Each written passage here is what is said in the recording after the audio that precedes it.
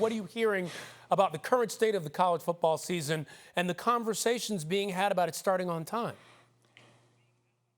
Yeah, it's just all over the place, Ryan. And I think if you pay attention to Paul's show, you would hear that too. It's like every single day there's a different story around this. And we kind of knew it would be that way, but it's just been even more all over the map. I would say even this week and going as far back as to last weekend. And that's going to continue to be the case. What's been interesting to me since we even talked about this on this show on Monday is that the timeline keeps changing for when they actually have to make a definite decision about what's going to happen with college football.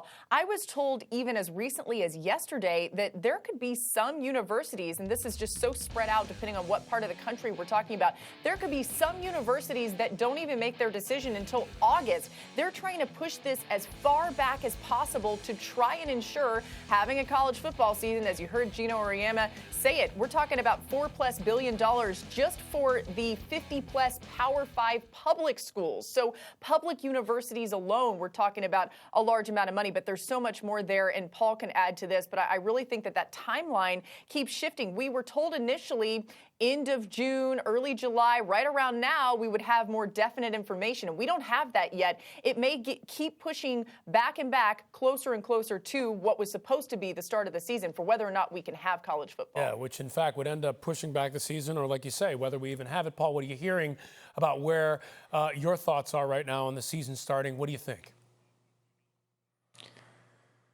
Ryan, college football is just an absolute hot mess right now. I mean, you have so many different views and really no leader, as has been pointed out many, many times. Greg Sankey, the SEC commissioner, joined us last night on our program, and he said that conference alone has between 15 and 20 contingency plans. I mean, I don't know where you come up with all those, but they refuse to admit that this is going to be an insurmountable challenge. I think what Laura said is really where you have to keep your eye on. By now, we thought we would know everything. We don't know anything.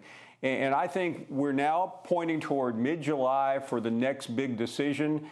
And I think many people in college football privately, nobody publicly is saying this, but privately are saying that the likelihood of the season being delayed is very good. Wow. And you know, Laura, when you talk about college football, I know people are anxious to get back to the games, but we're talking about teenagers, kids in many cases playing and wanting to keep them safe. What are you hearing about players or from players about their concerns?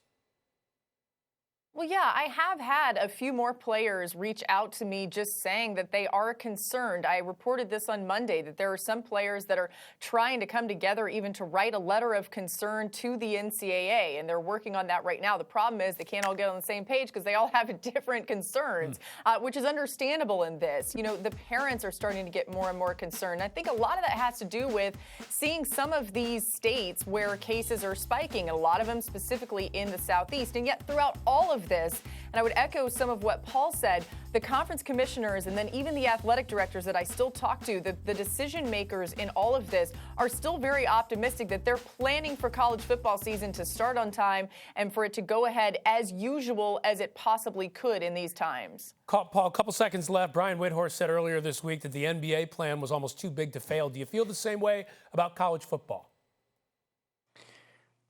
Absolutely, but the big difference, there's no bubble in college football. There's no commissioner. You have states where you could, like Arizona and Texas, that could stop the train very quickly. It is too big to fail, but right now, many people would probably bet it is going to fail.